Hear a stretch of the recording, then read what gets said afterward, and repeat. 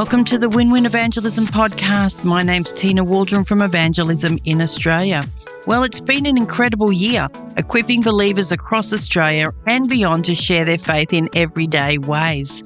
Welcome to our Summer Hits series. We're counting down the top 5 episodes of 2025.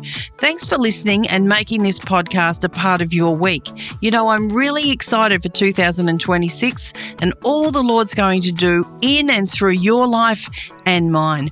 Before we jump into the second most listened to episode, I'd love to personally equip and encourage you to keep sharing your faith in 2026. I'd love to give you the practical skills, my ongoing support, and face-to-face coaching where I get to meet you. Why don't you come and join me in the membership? Go to sharejesus.com.au. And right now, here's the second most popular episode of 2025. Friends, I have a very interesting story for you today. I'm talking with Lachlan Shipard, and Lachlan is a relatively new follower of Jesus. And what I want to do on the show is introduce you to some people that have started following Jesus, young and old, but lean into their stories and see how we can be better at sharing our faith. Lachlan had a moment where he said to me, he just felt out of the blue that God was trying to reach him. So that got my attention. I want to talk about that today. Welcome to you, Lachlan. G'day, how are you, Tina? I'm very well, and I'm so enthusiastic about your story and so encouraged. But what I want to know is, before you felt like God was trying to reach you, can you just give me a quick overview of your life? I know you're in your early 30s now. What was going on in your life before this? Well, what was going on in my life is I think I realised how sad I was, and I was in a bit of a bad place, and I decided that I wanted to change my life. And I started to, you could say, clean the inside of the cup, but I didn't know God at the time. And I just started to, change the way I thought, change the way I spoke, how I treated people, how I treated myself, getting rid of drugs and alcohol, just so many things I changed about my life that led me to find God. Right. What did your life look like? Like, what did the regular week look like for you as someone that was in their early 20s? Like, what did that look like? Regular week was go to work. After work would just be training at the gym or going to the pub, hanging out with mates. But it was the constant partying, the constant drinking, the constant taking drugs, the constant need for trying to sleep with as many people as I could. And so it was all about me. That was all I was doing, basically, just trying to fill a void that I couldn't fill. Would you have used that terminology back then? I was trying to fill a void. Definitely not. Right. What was driving that, if you look back? What were you thinking? I think I was trying to make myself happy. I felt pretty miserable. I think I'd felt miserable deep down for such a long time, but didn't understand that I did. So I was constantly trying to find things that were to make myself happy. I called them quick fixes. So I was having a quick fix after work. I was having a quick fix during work. I was having multiple quick fixes on the weekend, and I was just trying to feel happy, I guess. Right. Well, what type of work did you do? Like, what were you doing? Was that a part of the trying to fill the void as well? I was a heavy diesel mechanic by trade. I chose the job when I was 17, and it was purely just because of the money. Heavy diesel mechanics make a lot of money, and I thought that having a lot of money meant you have a really incredible life, but that's definitely not true. I had heaps of money and didn't know how to spend it. It went out quicker than it came in. So the job that I had I was in it for the wrong reasons, you could say. I was just there purely for the money, didn't have any satisfaction or desire to be a mechanic. It's very hard to have any other driver, isn't it? It is, yeah. What else can drive you if it's not something to do with faith or something like that? When were you the most unhappiest? I think the most unhappiest was when I was 25. It was in 2018, roughly off the top of my head. And I'd been living this lifestyle of drinking, partying, hardly working, and it had all just caught up to me. And I remember just being completely confused as to how I was feeling. It was like I felt sad for the first time in my life, and I had no idea why. And so I just had to like sort of get up and get out of where I was because I didn't know how to fix myself, didn't know how to help myself. Take me from that point. So you mentioned this at the beginning. So you started to clean the cup from the inside, is the words that you used. So this is kind of off the back of this deep sadness that you're feeling at 25? Yeah, definitely. Just like really confused because I knew that I was a good person deep down. And I sort of didn't understand how I got to this point, how I was feeling these emotions, but I hadn't really felt these emotions before. I think I was living off such a high life previously, and I finally got to a point where my body was like, and my mind was like, where are you? What are you doing? So I had to isolate myself. I went and moved to Western Australia where I was working in the mines over there, and just began trying to understand how to help myself in a sense. How did working in the mines help? It didn't help much. I did meet some great people, but I just went out there and just worked as much as I could. And then when I came off from work, I had no idea what to do. So I would go out drinking. I would go take drugs. I would go sleep with people. I would go try to catch up with the people back from home. But it was a 2-year battle of me doing the same things, but I was doing it isolated. So I think I continually kept breaking myself further and further and further down. I kept wearing myself down to the point where I'd had enough and I had to get out of Western Australia.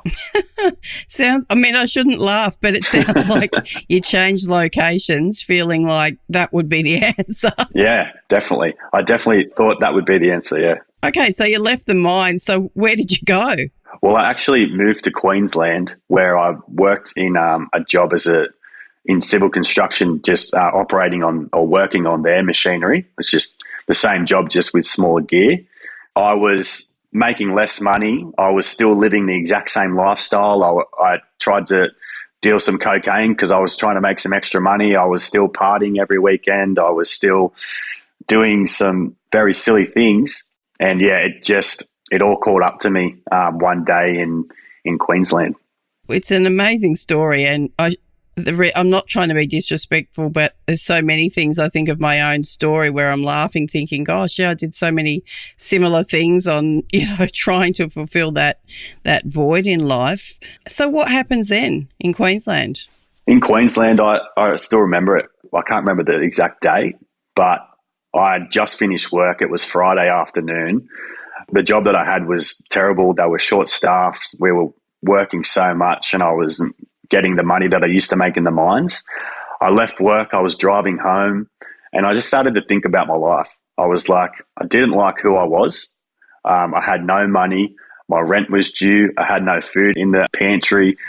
I was constantly smoking cannabis. I was not around people that were helping me out. I just felt like I had no one helping me. I had nothing basically, and just broke down during the car ride on the way home, just cried the whole 50-minute drive in traffic, and then got home and just locked myself in my bedroom for the next 3 days and just smoked cannabis, ate food, and then went to sleep and just did that on cycle for 3 days. That was, I say, the turning point, because when I woke up on Tuesday morning, it was like I'd been lifted up again and I'd been given a second wind.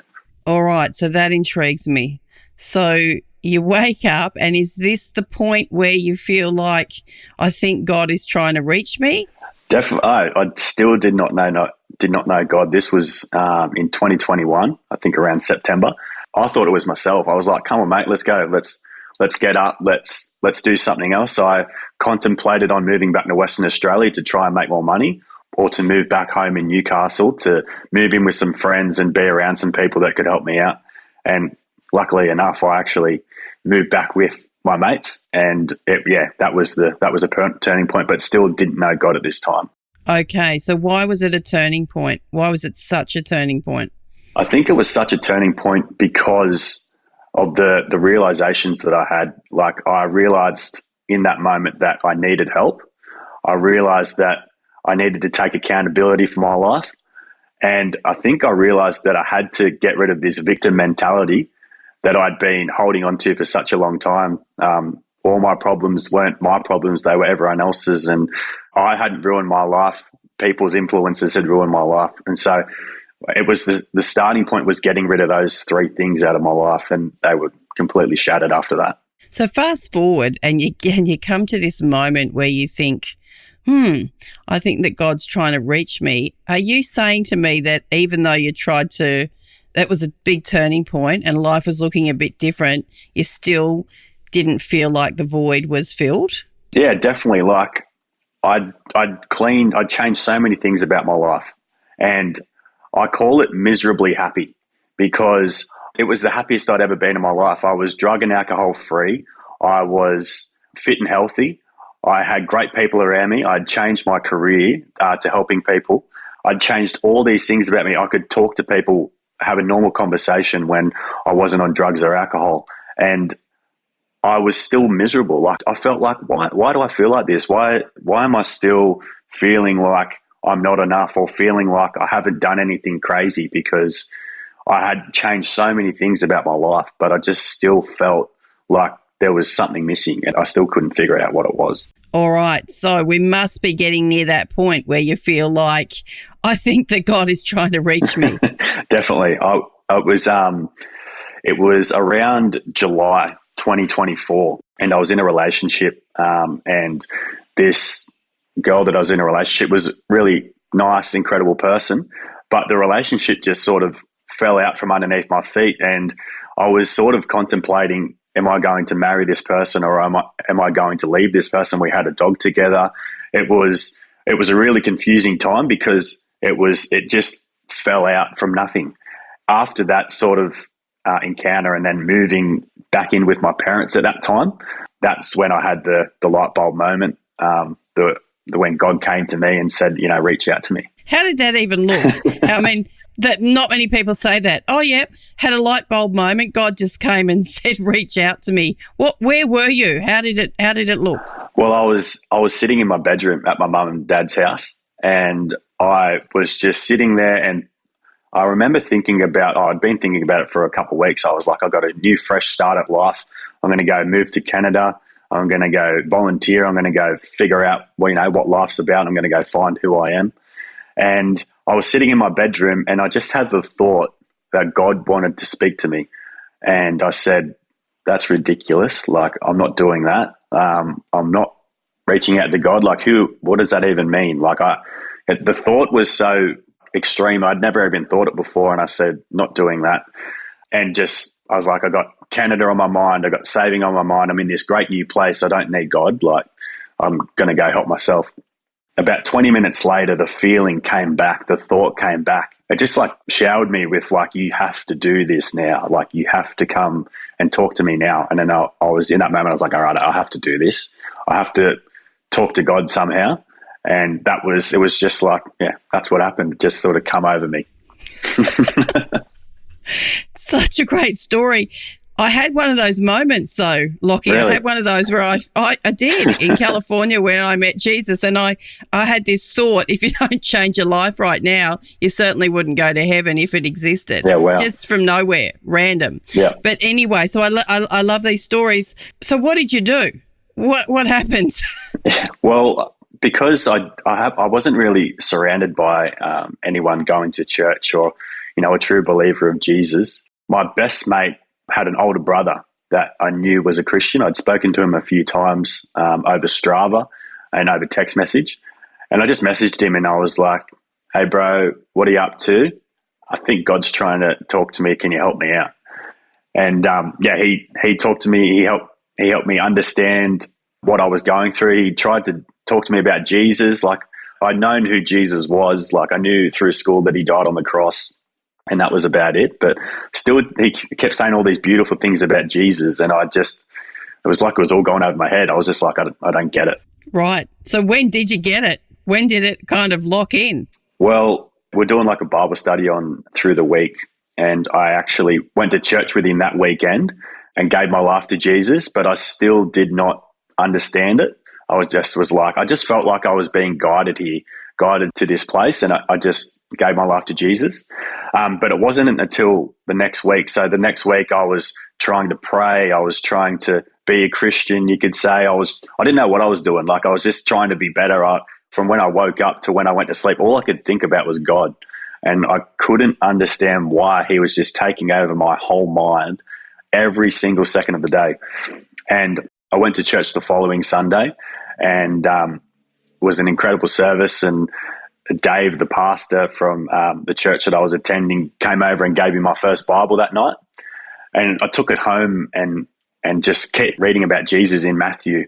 And it just sort of clicked in. Like it was just sort of like Jesus died for me. He's calling me right now. And all the things that he did for me on the cross, all the things that, like his incredible example, like he did all this to help show me and to help me be a better person. But yeah, he died for me and gave me life. And I think my heart understood. Like I'd been saying these words like, Jesus, I know you'll help me understand what's going on.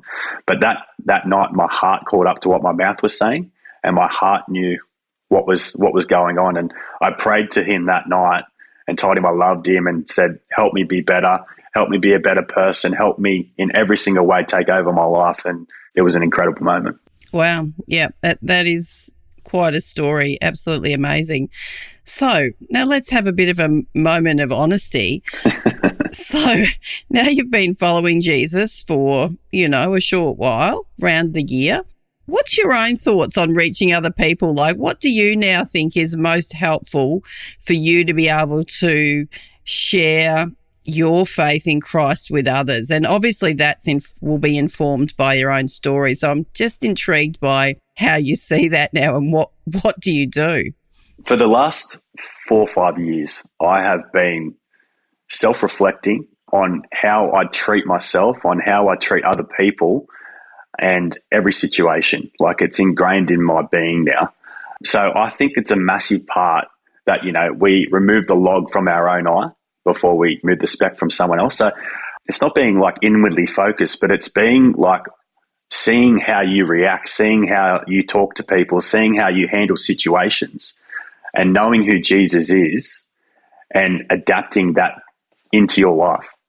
And also those 3 points that I said at the start was understanding that, we can't do this life by ourselves. We need each other, and we also need Jesus to remove the victim mentality, because we can't blame anyone else. Like, yes, a lot of people have had hard upbringings and there's some crazy things that people have gone through, but no, we can't change that. And the only way that you can move on from that is to change your thought process and just say, yep, this is what I've been dealt, but I'm going to change it. That's been the pillar of what I've been doing these last 4 years. Yeah, very powerful. It's a great foundation that you've got laid in your life there. So if you think about your mates now that don't know Jesus, that are around you, what's your strategy? Like in your own mind, what do you kind of think, this is what's going to be effective as a Christian for me to reach them? It was a bit of a process, because when I first found Jesus, I was just just telling everyone, I'm like, you have to give your life to Jesus. I was probably being that really annoying guy. I bought them all a Bible. I bought my mum a Bible. Like I was just handing out Bibles like they were going out of fashion. But I think that the best way and the most effective way is to show people Jesus through who you are and through your actions. Because even as kids growing up, we don't learn most of the time through what people say to us, but we learn through watching people. We learn through seeing and adapting and putting that into our lives. Like when I moved back in 2021, I moved in with my friends, and I learned so much just from watching them and implementing that into my life. And so, I think that's a key area, key point. Yeah, it is an absolute key. Were there things that Christians did when you were in that journey, before it really locked in, so to speak? Were there things that Christians did that were helpful, and were there some things that you just were like, that was not helpful? Yeah, I think the biggest things was, it's hard because, and I understand it now myself, because all I want to talk about is Jesus. And I think we can scare people off because it's very confronting. Like the enemy has lots of guards up in people's bodies. So just coming in and being like just Jesus, like you need to give your life to Jesus and just going for it can be very like confronting and can sort of make people step back. And it didn't make me step back because I just knew something was happening, but I've seen it, and I've also done it myself when I've been out doing outreach and things like that. And just throwing Jesus out there or anything can sort of be a bit confronting. So I think even trying to just build a friendship or even just have a conversation with someone can bless them more than trying to say, look, you need to give your life to Jesus. I think just being a human and just getting to know someone and getting to talk about someone, maybe share a bit of their story, can help someone, understand that we're here to help. We're here to talk to them. Yeah, exactly. So if I put you in front of a big congregation and said, look, just give us your top 2 pointers, Lachie, give us your top 2 pointers on how I can be better at sharing my faith as a Christian, what would those 2 be? I think the best 2 would be, number 1 is like just to share what Jesus has done in your life, because it's so individualized, it's so important, and it can reach so many different people. Like I'm still reading through the Bible and everything like that, so I'm still understanding how to read it properly and everything like that. And sometimes I don't feel very confident in preaching the word, but I can explain with great detail what Jesus has done in my life personally, what he's taken from me and what he's delivered me from. And then I can also show who Jesus is. Just be Jesus for people. Just love people. Just be kind to people. Just help people out. And we don't have all the answers, and Jesus has all the answers. We try to steward those in the best way that we can. But showing people who Jesus is by how you treat them, how you love them, and just doing little things for people can be so powerful. Yeah, amen. Those are great answers. And the challenge for all of us, Lachlan, is that sometimes we can be good at showing, but sometimes I think we do need to be a bit more accountable by what our behaviours are and our actions. But being brave enough to actually say something, that this is what Jesus has done in my life, that's a big one. But really, you've got a very laid back way about you, and I could see that you could easily do that because you understand by not being in people's face is not going to help, but just basically sharing what Jesus has done in your life. So that would be my challenge for you today as the listener, is how can you actually take a step forward and actually just share something about what Jesus has done in your life or is doing in your life. So that would be a great challenge. Lachie, what an amazing story. Thanks, Tina. Oh my gosh, so great to talk to you. And in the show notes, I'm going to drop a link to how you can stay connected with Lachie on Instagram, and you can have some conversations there if you want to.